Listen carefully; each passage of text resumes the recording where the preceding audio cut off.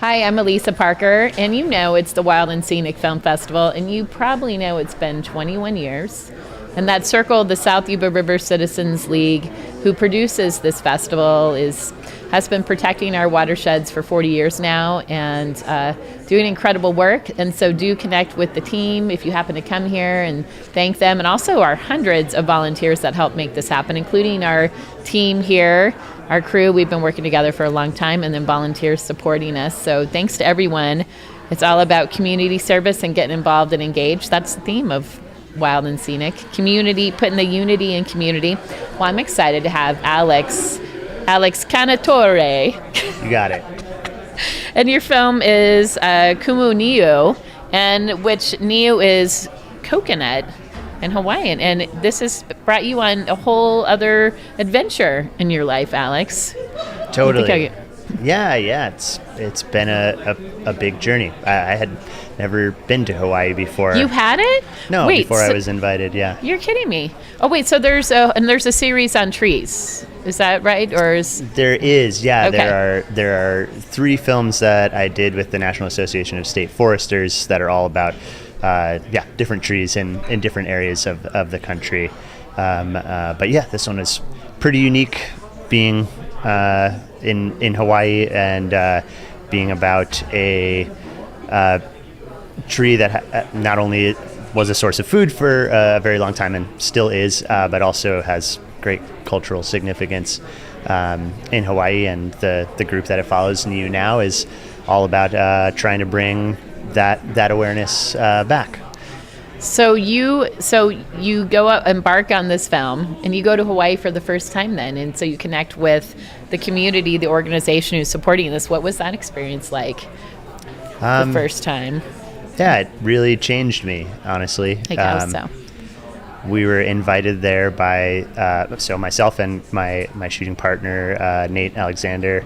We were invited there by the 2 people who are featured most prominently in the film, Antimanu and Indrajit, and they invited us to spend 4 or 5 days with them, where they lived at the time, and really just allowed us to follow them around and learn about the work that they were doing, and kind of get to know them. And then that trip and the film sort of culminated in this planting day where they were finishing planting a new ulu niu, which is a coconut grove on the campus at the University of Hawaii, West Oahu.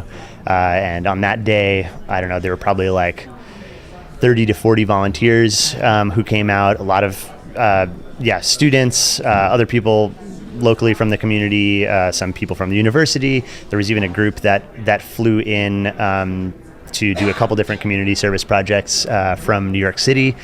So yeah, a lot of people just put their heads and their bodies together on that day, all with the shared purpose of putting Niu into the ground, and planting something that will hopefully be used to feed the community for decades to come. Well, let's talk about the sustainability issue, because in Hawaii, and we talked about this a little bit on Friday night, one of the devastations of this topsoil and such in Hawaii has been like in the water and so forth.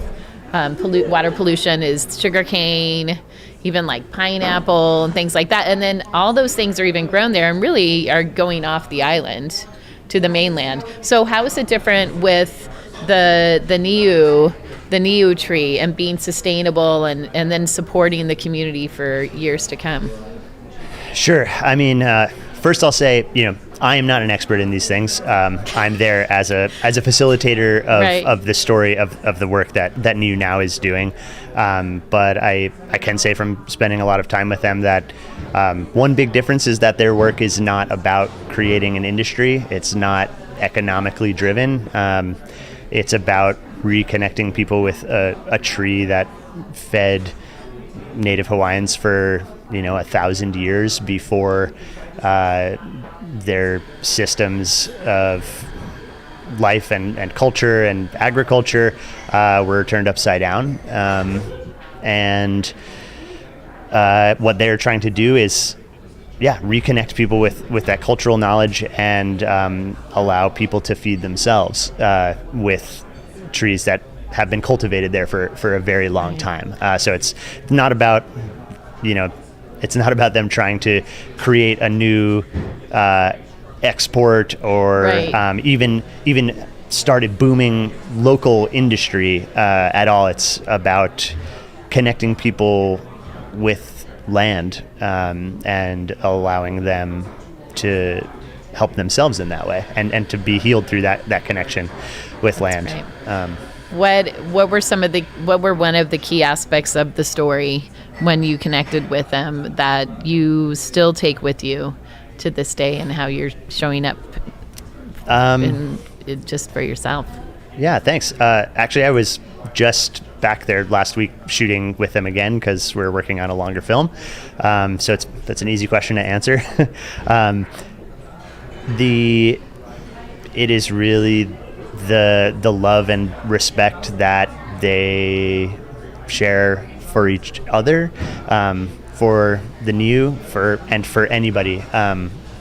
Something that comes up a lot is the idea of collective greatness, I guess, through individual excellence. This is something that Auntie Manu says a lot, and it's a group of people coming together for a shared purpose, all bringing individual talents to the table, but all of the work that they do is done with such joy and such love, and I think you can see that in the film, and that's really what it lifts me up anytime I get to spend time with them and work on a project with them, and honestly I think it does that to everybody they touch. So that's awesome. That's what drew me to it in the first place, and that's what makes me want to keep going back.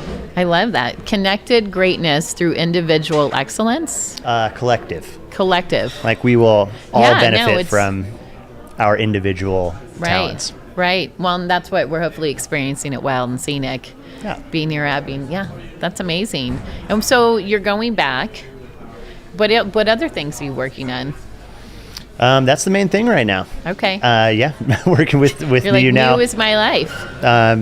I wouldn't quite say that. I mean, I live in San Diego. It's too cold to grow coconut palms in San Diego. But the focus is on just trying to find some more support for this project, trying to find funding, as so many people here I'm sure are also that's in that a key boat. part. It's a key aspect and a key issue, and sometimes a big challenge. Totally. Barrier. But we're going to keep making it work, keep making it happen until that comes through, and the right thing will happen, I'm sure. Showing up in love and joy.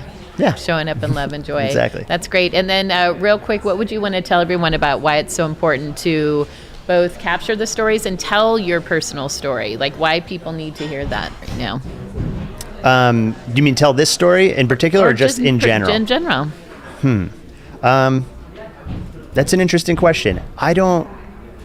When it comes to personal stories, I think if you have a story that really speaks to you, that is deeply personal, that's awesome. You should use whatever skills and talents you have to tell that, because I'm all for empathy across the board.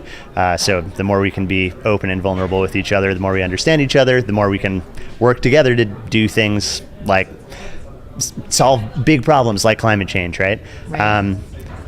As far as helping to tell other people's stories, one thing I'm starting to see more of, and I would really like to see more of in film and documentary film in general, is filmmakers kind of stepping back a little bit and being good listeners, rather than going into a place and imposing a narrative or deciding we need to make this film in a year, or this film needs to be about this and the call to action at the end needs to be about this, so we're going to pick and choose these little things.